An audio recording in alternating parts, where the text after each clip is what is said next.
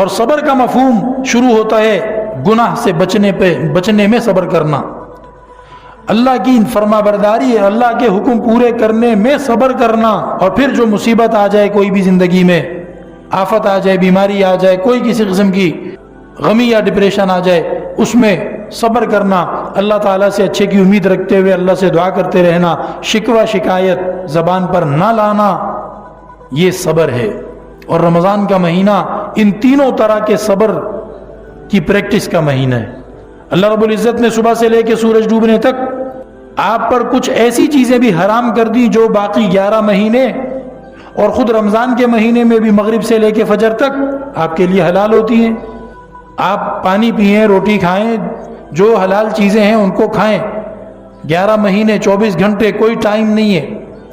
یہ چیزیں حلال ہیں۔ اور رمضان کے مہینے میں بھی مغرب کے بعد سے لے کر فجر کی اذان تک وہ سب چیزیں آپ کے لیے حلال ہیں۔ اللہ رب العزت نے ان حلال چیزوں کے اوپر 8-9 گھنٹے کے لیے پابندی لگا دی دن کی روشنی میں، تاکہ وہ صبر کرنے کی پریکٹس کرو، صبر کرنے کی پریکٹس کرو کہ جب تم اس ایک مہینے میں ان گناہوں سے بچ کر دکھاؤ گے جو اصل میں گناہ ہے نہیں، کھانا پانی پینا یہ گناہ نہیں ہے، لیکن چونکہ اللہ نے اتنے بجے سے اتنے بجے تک منع کیا، اب کھائے گا پیے گا تو گناہگار ہوگا، پورا مہینہ اس گناہ سے بچنے کی پریکٹس کر رہا ہے، تو وہ گناہ جو ساری زندگی کبھی بھی ایک لمحے کے لیے بھی حلال نہیں ہوتے، ان گناہوں کو تو یہ بندہ بہت زیادہ چھوڑنے والا، ان گناہوں سے تو بہت زیادہ بچنے والا، ان گناہوں کو نہ کرنے پر جم کر صبر کر کے دکھانے والا یہ بندہ زیادہ ثابت ہوگا۔ اسی طریقے پہ روزہ رکھنا اللہ کا حکم ہے،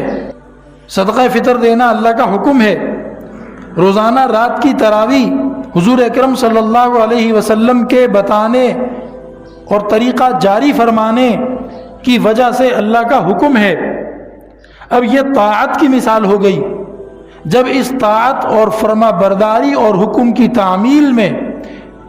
اس ایک مہینے میں برداشت کر کے دکھائے گا، تھک کے دکھائے گا، پیاس لگ رہی ہے، فریج گھر میں موجود ہے، ہر طرح کا دودھ دہی لسی شربت پانی دستیاب ہے، لیکن اللہ کے حکم پر صبر کر کے بیٹھا ہوا ہے، نہیں پیتا ہے، نعمتیں موجود ہیں ان کو ہاتھ نہیں لگاتا ہے۔ کیوں کہ اللہ کا جو حکم ہے وہ آسان ہو چاہے مشکل ہو، میں اس پہ صبر کر کے اسے پورا کر کے دکھاؤں گا۔ اور یہ پریکٹس اس کی صرف ایک مہینے کے لیے، 29 یا 30 دن کے لیے، اور اس پریکٹس کے ذریعے جب اس پریکٹس میں جو ٹمپریری اور عارضی ہے جب اس میں وہ سنجیدہ ہو کے دکھائے گا تو باقی 11 مہینے وہ حکم جو زندگی میں کبھی بھی معاف نہیں ہوتے، ان حکموں کو پورا کرنے میں بھی یہ کسی لگی لپٹی اور کسی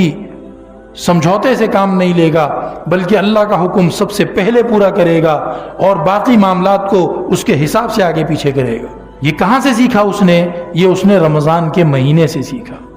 یہ صبر کا مہینہ ہے، اس مہینے میں صبر کرنا سیکھنا ہے، اس مہینے میں صبر کر کے دکھانا ہے۔